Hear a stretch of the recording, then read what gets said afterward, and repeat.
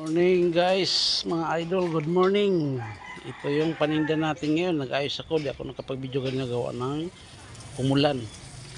Meron tayong Indian Mingo, Santon na native, Latondan at Saba na sa ilalim ng Saba, at saka may rambutan. Meron tayong special fruits ng Davao, marang, at may mangga tayong bilog na bilog, hilaw at hinog, at mayroon tayong avocado, papaya at sangkis. Mayroon tayong pungkan din, apple at piras, siyempre lakata na saging. Ito yung aking paninitong araw na to.